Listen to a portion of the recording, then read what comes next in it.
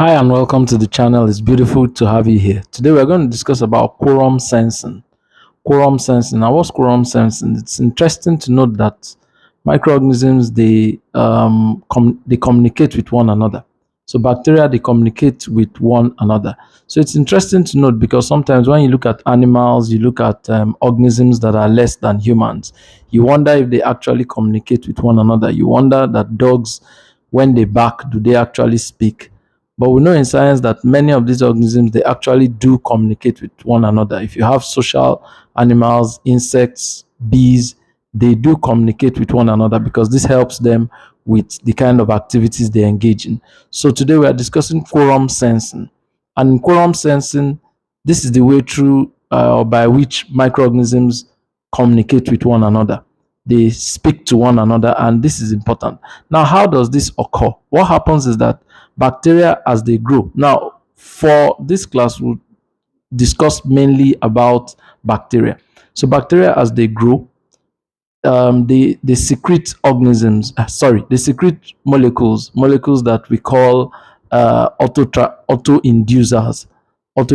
Now they secrete these molecules, and when they secrete these molecules, the idea behind secreting these molecules is that they're able to use these molecules to communicate with other bacteria.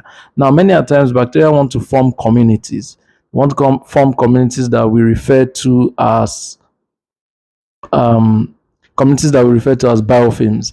And so when they form these communities, what usually happens is that one bacteria gets to the area. When it gets to this area, it begins to secrete these molecules. And as it's secreting these molecules, it begins to use the molecules are used to attract other bacteria to a sort of a social network. So as they continue to attract other bacteria, they now begin to form this community and they begin to grow. And this is important. So it's important to note that bacteria they do communicate with one another.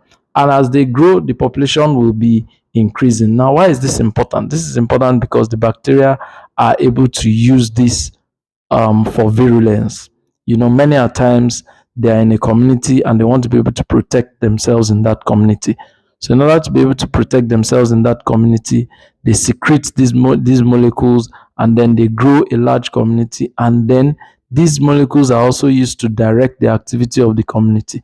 So, if they want to turn on particular genes, have particular genes to be more expressed in their community, they use these molecules, and then these genes are expressed, and they're able to save themselves from extermination within the environment. So this is very important to note.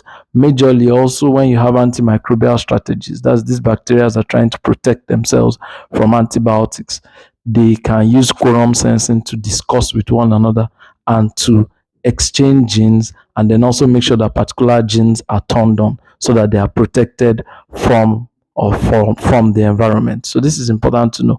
Quorum sensing is bacteria communicating with one another for their survival. Thank you for listening.